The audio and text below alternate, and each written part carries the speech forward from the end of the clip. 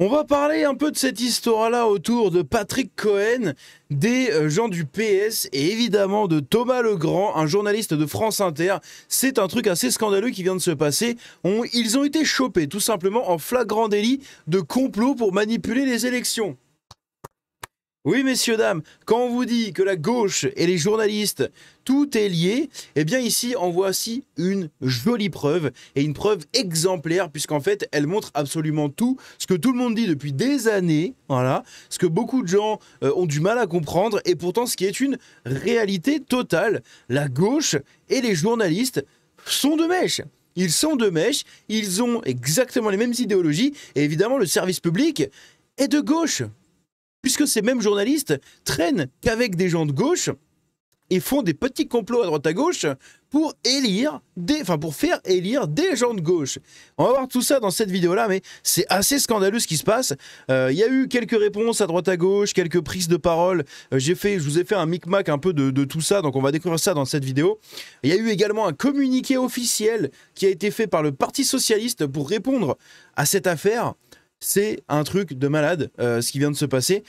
Tout ça démarre du média L'Incorrect. Alors le média L'Incorrect, je connaissais absolument pas le média. Apparemment, c'est un média qui a été fondé par des proches de Marion Maréchal Le Pen. Retenez cette information-là, ça aura une importance plus tard dans la vidéo. Mais voilà, donc en gros, ça a été partagé par L'Incorrect. On va écouter ce qu'ils disent. Donc, enfin, oui, j'ai pas précisé, mais les gens sur cette vidéo ici, on a donc Thomas Legrand, juste ici, journaliste France Inter, etc., etc., donc un mec qui bosse sur le service public et complètement de gauche. On a Patrick Cohen, pareil, hein, c'est le même journaliste chez France Inter également, qui passe beaucoup de temps au service public, enfin sur le service public, et qui est totalement de gauche. Ici au fond, on a putain je sais plus, mais une des têtes du Parti Socialiste, oui monsieur Nam, et devant là le mec de dos, c'est un des chargés des campagnes électorales du PS. Voilà. Donc vous avez deux journalistes de France Info qui parlent avec deux membres du PS, dont l'un est l'une des grosses têtes du parti, et l'autre est le directeur des campagnes et des trucs un peu comme ça. Et ce qu'ils essayent de faire, c'est qu'ils sont en train d'établir une stratégie pour faire élire Raphaël Glucksmann. Ce qui est très rigolo, c'est que vous savez qui est sa femme. Sa femme est arrivée au JT de France 2 depuis une semaine. Eh oui, tout est lié. Sa femme arrive au JT de France 2, lui on veut essayer de le faire élire, donc on monte un petit complot là, une petite histoire, une petite arnaque pour essayer de le faire élire, ou en tout cas lui donner un peu plus de pouvoir, un peu plus de voix. Également on sait que Raphaël Glucksmann et, comment il s'appelle l'autre là, machin fort, là, j'ai oublié son nom, pas le youtubeur Nicolas Faure, hein, un autre fort du Parti Socialiste, tous les deux hein, font partie des têtes d'affiche du parti pour les prochaines élections. Donc là, on a des journalistes qui essayent d'établir des stratégies, et regardez ça, écoutez. Je pense que si dans cette situation,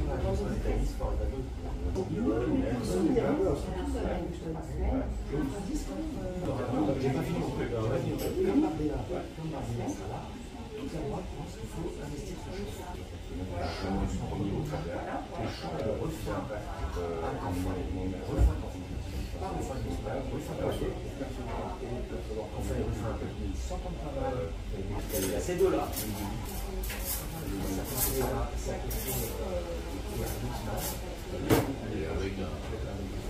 Mais avec leur soumis de 32-33%. Je sais pas du tout. Mais au second tour, ça dit Le Pen, c'est une petite engagée. C'est pas ce que fait le Je pense qu'il faut sur le la mutuelle. Moi, je pense que le marais, c'est un peu grâce à la technologie.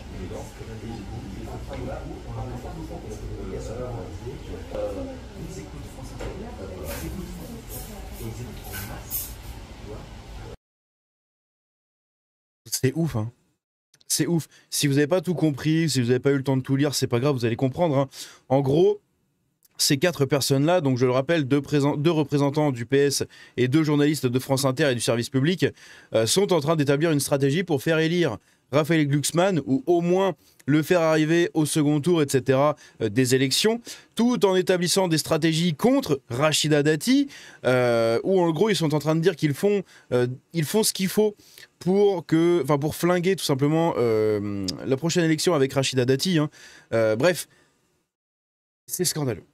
C'est scandaleux, c'est un scandale national. Imaginez des gens du RN avec des journalistes de CNews qui feraient exactement la même chose pour faire élire Marine Le Pen ou Bardella ou Zemmour ou je ne sais qui de la droite, et tout en mettant des bâtons dans les roues des autres candidats. Imaginez ça, ça serait un scandale mondial, européen. Ça passerait sur toutes les chaînes d'infos, ce serait H24 partout. Là, non. Là, non, tout le monde s'en bat les couilles. Et la seule punition qu'ils ont eue, c'est que Thomas Legrand a été suspendu de France Inter. C'est tout. Ils ne seront pas condamnés. Il n'y a rien. Alors qu'ici, ça prouve qu'ils n'ont aucune déontologie, que ce n'est que de l'idéologie et du complotisme. Parce que là, c'est ça, ils sont en train de faire un complot. Ils sont en train de créer une stratégie, un complot, pour faire élire quelqu'un d'autre. Et c'est comme ça que se passe la politique. C'est juste que là, on en a la preuve, en fait. Là, on en a la preuve. Limite noir sur blanc, de visu, on a les gens et on voit ce qu'ils font. Donc tout le monde sait que ça se passe comme ça en politique, qu'il y a des magouilles, que bref, tout est contrôlé, etc.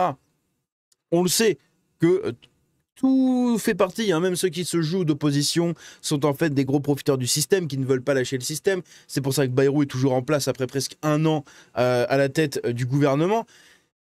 Tous les trucs comme ça, c'est la politique. Voilà, c'est la politique. Je te lèche le cul et derrière tu vas m'enculer, je vais te baiser. Enfin, c'est que des trucs comme ça. C'est boum boum boum dans tous les sens. Mais là, on en a la preuve. Là, on l'a la preuve. On l'a. Elle est visuelle, elle est auditive, elle est palpable limite. Donc évidemment, ça a déclenché une polémique de malade mental. Patrick Cohen, désinformation, édito à charge, accusation de harcèlement. Voilà qui est donc Patrick Cohen. Depuis des années, le comportement de Patrick Cohen est pointé du doigt. Les révélations sur lui et Thomas Legrand confirment le manque de neutralité du service public. Ben oui, tout le monde le sait. Mais là, on a la preuve. Et elle est incontestable, la preuve. Puisqu'on a des gens du service public qui nous disent qu'en gros, ils vont faire tout ce qu'il faut pour faire élire un candidat de gauche. Donc, ce sont des gauchistes. Sinon, aucun intérêt de le faire. Mais bien sûr, aucune réaction de l'Arcom, rien du tout, comme d'habitude. Et ça, c'est scandaleux, littéralement. Donc ici, on avait Rachida Dati à l'époque. Donc vous n'avez pas d'éléments qui lui avait mis un giga taquet. Je ne vais pas vous montrer la discussion en entière, mais en gros, on a Rachida Dati qui lui met dans la bouche, quand lui pose une question sur elle, sur je ne sais plus quoi, elle lui met dans la bouche les accusations de harcèlement qu'il a de toute l'équipe, avec évidemment elle, là j'ai oublié son nom aussi, mais cette idiote utile, ou tout simplement, elle serait victime de harcèlement par Cohen, et bref, elle les met tous les deux un peu face au mur, ils bégayent un peu, ils savent pas comment se défendre, et à la fin, leur seule défense c'est « Oui, mais de toute façon, Madame Dati, en gros, s'il pouvait lui dire « De toute façon, vous êtes raciste, facho, nazi il l'aurait dit, quoi. Hein, c'est un peu ça. Écoutons ça. Je suis très surprise par des propos que... Je crois que c'était quand Cohen avait dit que c'était juste un fait divers ou un truc comme ça par rapport à un jeune là, qui avait été tué ou je ne sais plus. Il y avait une histoire comme ça. Également, Dupont-Aignan qui lui a mis aussi un giga taquet en lui disant mais de toute façon vous êtes de gauche, vous êtes sur le service public et vous n'agissez pas dans l'intérêt des Français, monsieur. Eh oui. Et ça, qu'un politicien lui mette ça dans la bouche, c'est assez intéressant. Ici, pareil, on a Zemmour. Ça, par contre, faut l'écouter. Écoutons ça.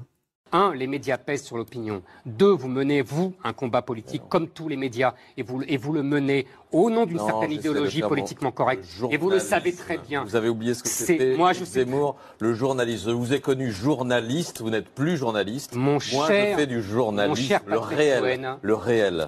Je fais du journalisme, hein, le réel. Hein. Le réel ici, où on fait des petits complots pour élire les copains.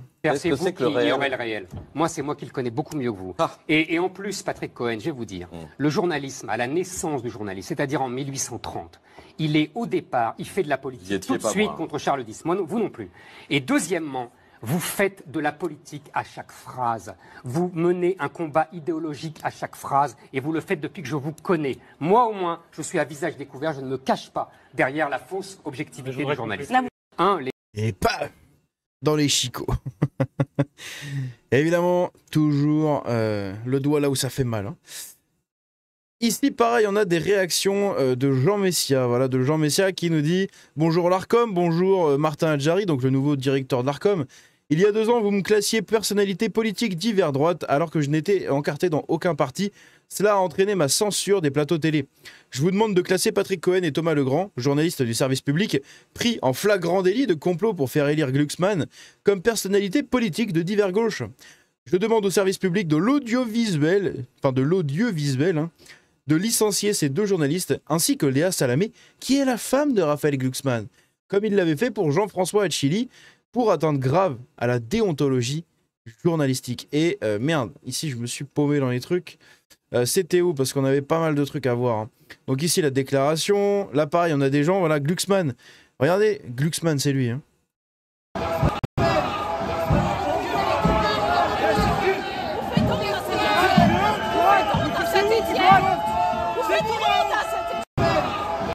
Il a été obligé d'être exfiltré pendant la campagne des Européennes et on le voit ici à moitié drogué, bourré ou dans un état second. Hein.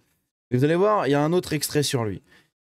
Ici, donc, on a Rachida Dati, puisque dans leur discussion, ici, voilà, ils nous disent... Bah, je vais vous remettre le passage, en fait, hein, où ils parlent de Rachida Dati. Vous avez les sous-titres. Paris, c'est risqué par Dati. D'ailleurs,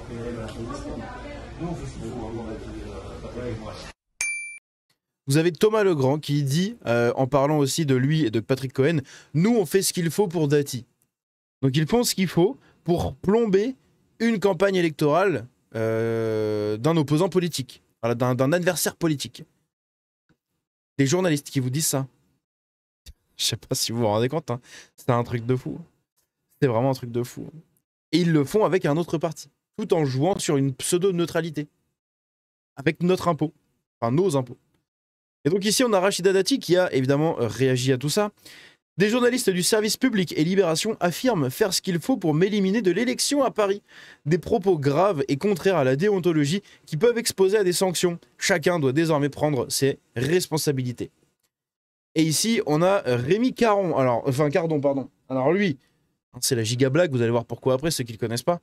Soutien total à Thomas Legrand, Patrick Cohen, blablabla, surtout à notre service public de l'audiovisuel. Les attaques contre ces 2 journalistes ne sont pas anodines. Elles visent en réalité tout l'audiovisuel public. Derrière cette offensive, un projet idéologique se dessine. Fragiliser, puis privatiser le service public. On veut mettre fin au on et au off, bientôt même au bistrot. Mais la neutralité, on l'attend au micro, pas au comptoir. C'est pourquoi nous devons défendre des médias libres, pluralistes et accessibles à toutes et tous pour que l'argent de quelques-uns ne s'achète jamais le contrôle du débat public, mais c'est trop tard. Et ça, c'est une déclaration d'un gauchiste parce que tout simplement, Rémi Cardon, il est secrétaire national à la communication et à la riposte dans le Parti socialiste. C'est leur directeur, en gros, de la communication qui fait un communiqué ici, en son nom, sur ce qui se passe. Évidemment qu'il allait les défendre. Évidemment qu'il allait les défendre. Et surtout qu'il nous dit oui, non, là où l'argent n'achète jamais le contrôle du débat public. Pourquoi? Parce que Bolloré et Stérin ont 3 pauvres médias branlés à droite à gauche, alors que absolument tout le reste de tous les médias sont détenus par des gens de gauche ou des gens macronistes. Mais ça ne lui pose aucun problème, évidemment. Parce que ce n'est pas au moins l'extrême droite, ce sont donc des gens gentils. Regardez ici Raphaël Glucksmann numéro 2, enfin, 2e round. 2e rail plutôt. Voilà, donc là, on le voit, ils étaient dans le noir avec un autre mec, je sais pas ce qu'ils ont branlé. Il était dans le noir avec un autre mec, je pense que c'est... à mon avis, ça doit... voilà, vous avez compris. Donc ici, voilà, Rémi Cardon. Là, on a une autre déclaration de Thomas Legrand. Chronique d'une fin de règne. Quand Thomas Legrand, grand défenseur de la pensée unique de gauche, en appelle à la censure, il démontre qu'il sait que son combat idéologique arrive à terme. La censure, dernier avatar pour défendre la liberté d'expression. Eh oui. Et c'est ce qu'il disait, il défendait la censure. C'est un communiste, hein, donc évidemment la censure c'est dans leurs veines, dans leurs gènes. Hein. Si vous vous demandez pourquoi la gauche domine alors qu'elle est minoritaire dans les urnes, Patrick Cohen et Thomas Legrand viennent de donner la réponse. Parce qu'elle a pris le pouvoir dans les médias, comme à l'école ou dans la justice, il est temps de le lui retirer. Eh oui, écoutons ce qu'elle a à nous dire. tout majoritaire dans le pays. On l'a vu, l'opinion publique est bien plus partisane des idées de droite et en tout cas rejette cette gauche bien pensante. Mais en revanche, si elle n'est pas majoritaire, elle est dominante. Pourquoi ? Parce que ça fait à minima 40 ans qu'elle a pris le pouvoir à l'université, à l'école, dans la justice, dans le secteur des médias, à part depuis environ 10 ans la naissance de médias d'autres opinions, donc pour le coup un peu plus transpartisans, qu'elle a pris le pouvoir dans l'administration, à l'Arcom par exemple, et que vous voyez que ces gens-là qui ne dominent pas du tout dans l'opinion publique, en revanche... La plupart des partis qui sont représentés dans absolument tous les médias, à qui on donne l'heure tout le temps, sont les plus illégitimes du pays. C'est ça qui est ouf. Hein. Ont un pouvoir On passe notre temps à écouter et à observer des gens qui ne nous représentent pas et que personne n'a voté pour eux. Hein, qu'une faible partie de gens ont voté pour eux. Mesuré par rapport à ce qu'ils représentent. Un seul exemple, si vous prenez les 3 institutions les plus importantes en France, le Conseil d'État, le Conseil constitutionnel et la Cour des comptes, elles sont toutes les 3 dirigées par des socialistes. Toutes les 3. C'est-à-dire que c'est un parti qui a fait 1,87% à la dernière élection présidentielle avec Anne Hidalgo, qui dirige les 3 institutions les plus importantes de France. Et ils... Voilà, exactement. Appelle ça l'état de droit et la démocratie. Donc ils mettent des grands concepts de juristes pour nous dire que nous on serait des hors-la-loi, que Cyril Hanouna viole l'état de droit, la démocratie, etc. Quand il a dit qu'il fallait un procès rapide, vous vous rappelez, c'est ce qu'a dit Brice Hortefeux hier sur cette antenne. Brice Hortefeux, ancien ministre de l'Intérieur, on peut pas dire que Brice Hortefeux en plus ils disent des bêtises. Voilà. Et ce sont des socialistes qui vous font la morale en se faisant passer eux pour des juristes impartiaux, alors qu'en réalité ils font de la politique. Exactement. De la politique socialiste alors qu'ils ne représentent personne. Ou en 87. En fait, Ils représentent 1,87% de la population en France et ces gens-là siègent absolument partout. Et ils contrôlent tout. Les médias, ils contrôlent les grandes instances de l'État, ils contrôlent même des postes dans le ministère, dans le gouvernement, ils ont des postes à l'Assemblée nationale et pourtant personne n'a voté pour eux quasiment. C'est un truc de fou. Hein, si on arrondit grosso merdo, ça fait 2% de la population. Ça veut dire que 98 personnes sur 100 ont voté contre quelqu'un d'autre, enfin pour quelqu'un d'autre que quelqu'un du PS. Et pourtant, les gens du PS vont impacter la vie de ces 98%. De ces même 100% au final. Hein. C'est ça qui est assez fou. Mais c'est la démocratie, hein, la démocratie de maintenant. Ici, on avait une autre déclaration, on va la passer, elle n'est pas très intéressante. Là, on a donc cet extrait avec Rachida Dati que je ne vais pas vous montrer parce que ça dure longtemps et que j'ai pas envie que la vidéo fasse encore une fois 40 minutes. Ici, on a une déclaration de Marine Le Pen, alors je vais enlever ça, qui s'étonnera de la partialité de certains journalistes de France Télévisions et Radio France qui, depuis des années, avec l'argent des Français, utilisent leur audience pour mener un combat politique contre tous ceux qui ne se présentent pas comme eux. Le service public ne peut pas être la succursale du Parti socialiste, pas plus qu'il ne devrait l'être de n'importe quel autre parti politique. Nous devons désormais réfléchir à sa privatisation, laquelle permettrait aux Français d'économiser 4 milliards d'euros par an. C'est environ 130 euros par foyer. Eh oui, mais c'est mieux de supprimer 2 jours fériés. Hein. Nouvelle vidéo qui montre Patrick Cohen se féliciter de la ligne pro-renouvelable au Figaro, notamment pour attaquer le RN et Dati. Écoutez ça.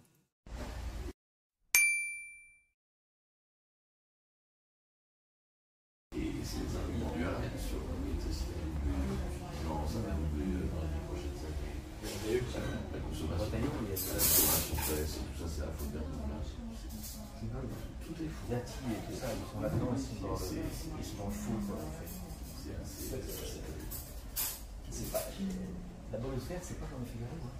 Le Figaro, on n'est pas d'accord avec eux, mais ils mentent pas. Enfin, il faudrait pas qu'il il est en train de... Figaro Fox, on peut pas dire. Pas seulement. Moi, j'avais vu ce lycée économique du Figaro. Ils me disent que des gens tout à fait compétents, évidemment, etc. Sur l'énergie, ça a beaucoup de mal à faire la question des énergies et à faire des papiers qui soient pro-renouvelables. Donc, si tu veux, ça infuse aussi dans le sens du journal. Ça infuse sur la ligne. Aïe, aïe, aïe, aïe, aïe. En gros, au Figaro, il y a des gens de droite un peu climato-sceptiques qui ne croient pas trop aux énergies renouvelables, etc. Et qui donnent une ligne édito pas forcément très pro-renouvelable, hein, pas forcément très pro-énergie renouvelable. Et lui, il est en mode, oui, mais regardez ça, évidemment, après, ça infuse la ligne édito. Mais lui, il est influencé totalement par toute la gauche. Qu'est-ce qu'il nous parle? C'est lunaire. C'est lunaire. Ici, donc, on a une masterclass de Dupont-Aignan, mais encore une fois, on ne l'écoutera pas, ça dure trop longtemps. Mais globalement, il lui a mis un chaos. Là. Il lui a mis un chaos technique. L'affaire de collusion entre le PS et les journalistes de France Inter, Thomas Legrand et Patrick Cohen, est choquante. Mais le plus grand scandale, c'est que Léa Salamé, épouse de Raphaël Glucksmann, potentiel candidat du PS, de l'oligarchie et du Deep State de Washington, présente le 20h de France 2 avec l'argent public, et surtout pas seulement avec l'argent public, avec 25 000 € d'argent public. Oui, vous avez bien entendu, 25 000 € d'argent public par mois. Elle est payée 25 000 putains de balles par mois pour le JT de France 2 qui se casse la gueule, que personne ne regarde. Après le scandale dévoilant les méthodes de Thomas Legrand et Patrick Cohen, de mèche avec les cadres du PS, blablabla, de nombreux internautes appellent à la privatisation de l'audiovisuel public. Pour rappel, celui-ci coûte près de 4 milliards d'euros par an aux contribuables, soit plus de 130 € par foyer fiscal. Pourquoi Patrick Cohen est-il toujours employé de service public, payé par nos impôts, près de 24 heures après les révélations d'ingérence politique en faveur du Parti socialiste?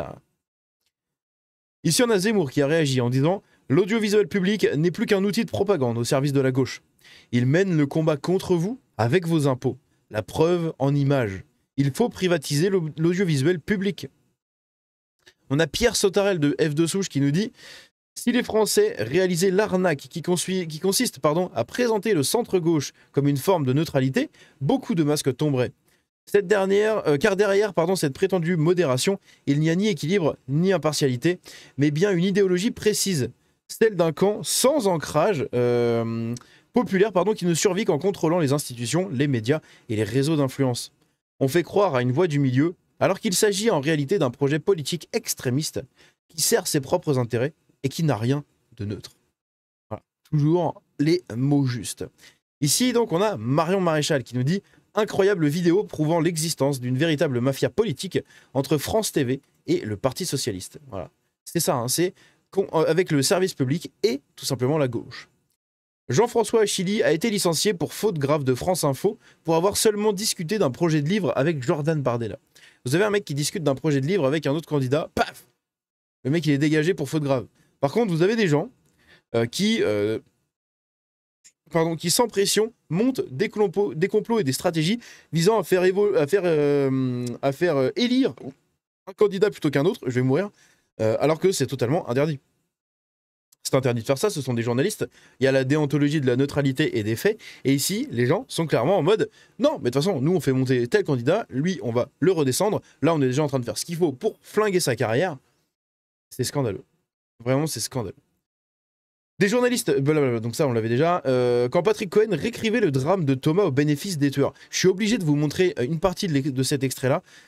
Il revient sur Thomas Crépol à l'époque et regardez comment il résume l'affaire. Écoutez bien, c'est scandaleux. Crépol, la mécanique de la haine et du mensonge, Patrick. Dans ce village de la Drôme de 500 habitants, il y avait un bal dans la salle des fêtes. En fin de soirée, une dizaine de jeunes se mêlent aux 400 participants. Ils ne sont pas du village, ils sont venus pour s'amuser, pour draguer des filles. Pas d'incident jusqu'à la dernière chanson de la soirée, Chiquita du rappeur Jules. C'est là que, d'après les mises en cause, l'un des participants au bal, un rugbyman, aurait tiré les cheveux longs d'un des membres du groupe en le traitant de Chiquita, c'est-à-dire de filles sexy. Altercation, bagarre, les offensés sortent des couteaux, un adolescent de 16 ans s'effondre, poignardé à mort, il s'appelait Thomas, il jouait au rugby, c'était l'une de ses premières sorties. Les gendarmes n'ont mis que 3 jours pour arrêter les suspects, 9 personnes, dont 3 mineurs, le plus âgé a 22 ans, 6 ont été placés en détention provisoire. La plupart habitent la Menée, un quartier populaire de Romans-sur-Isère, à une quinzaine de kilomètres de là. Voilà ce qu'on connaît des faits et de l'enquête de gendarmerie d'après les communiqués du procureur et puis aussi d'après l'enquête du journal Le Monde par Soren Sello. Fallait-il rendre public? Bref, vous avez entendu comment il résume cette affaire? Ça me fait rire, mais putain, c'est honteux. C'est vraiment honteux. À Paris, c'est risqué avec Dati, parce que Patrick Cohen et moi, on fait ce qu'il faut pour Dati. Des journalistes du service public et des cadres PS travaillent ensemble à l'élection de Glucksmann et à l'élimination de Dati. Ici, donc, on a un mec qui nous dit ce qui est désastreux dans la séquence filmée du rendez-vous entre des journalistes de France Inter, Libération et des cadres du PS, c'est que cela donne du grain à moudre à tous les extrémistes, à tous les intégristes de droite comme de gauche. Donc en gros, les extrémistes. Donc encore un mec qui se drape du fameux centre qui n'en est pas un. Le plus désastreux, c'est qu'une mouvance politique réduite à quelques pourcents réussit à monopoliser tous les leviers du pouvoir public. Oui, encore une fois, les mots justes, comme je vous l'ai dit, parce que c'est totalement ça. C'est totalement ça. Ici, on a Rémi Carandon qui a lu le message de tout à l'heure. Et on a Jean-Philippe Tanguy qui lui répond en disant « Même pris en flagrant délit de compromission, les socialistes la ramènent. Hallucinant. Vaut mieux en rire qu'en pleurer. » Totalement. On a Bardella qui a réagi. La partialité du service public en faveur de la gauche, et particulièrement France Inter, était de notoriété publique. L'affaire Legrand-Cohen apporte la preuve supplémentaire que certains journalistes utilisent cette tribune pour faire avancer un agenda politique.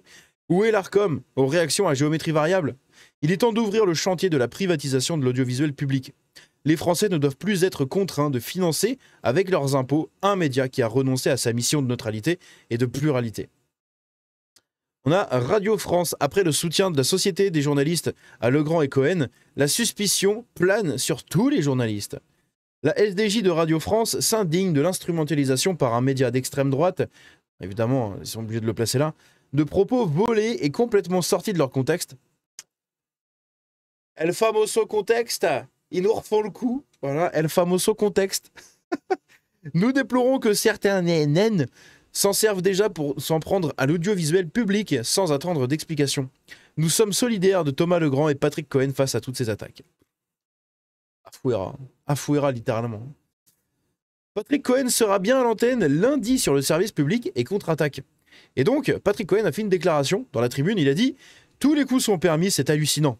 Il s'agit d'un vol de conversation privée. Il y a une plainte qui va être déposée. Nous sommes d'ailleurs en train de regarder si on peut l'étendre à tous ceux qui ont repris et diffusé cette vidéo. Fais-toi plaisir. Vas-y, censure-moi. »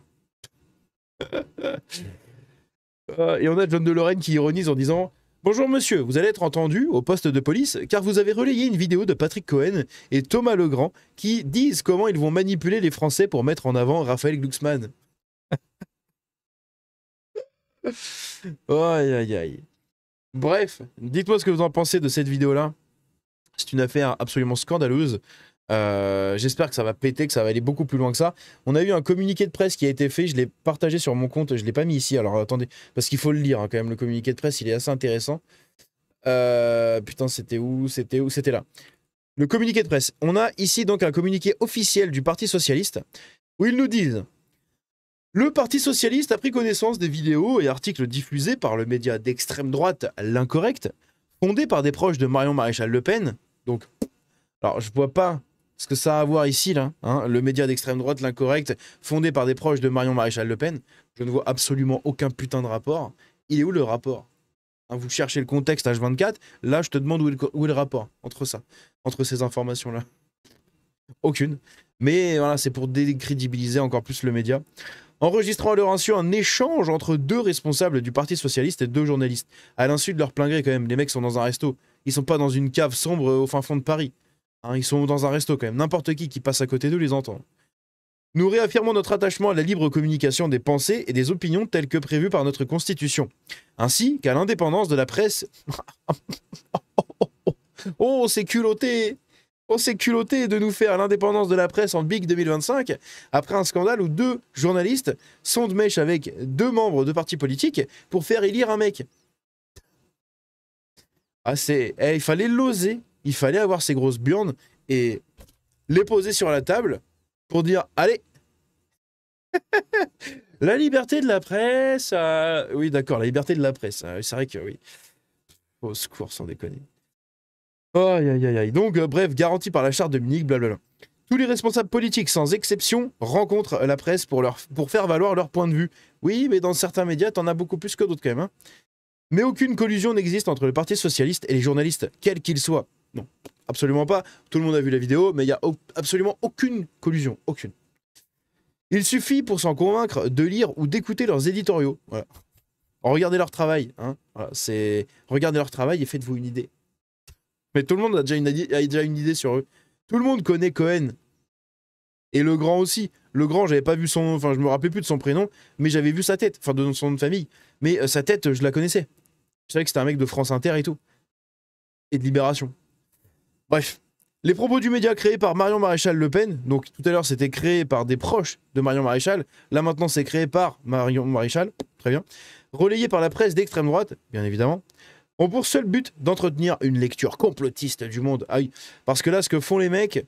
Hein, quand t'as des mecs qui sont en train de te dire non mais nous on fait ce qu'on peut pour flinguer la carrière, enfin les élections de quelqu'un, on fait ce qu'on doit faire, là on fait ce qu'il faut. Donc quand vous avez quelqu'un qui fait ça, c'est pas du complot. Par contre, le relayer, c'est une théorie du complot de méchants racistes facho-nazis. Si vous aussi vous en avez marre qu'on vous chie à la gueule avec le service public et vos impôts,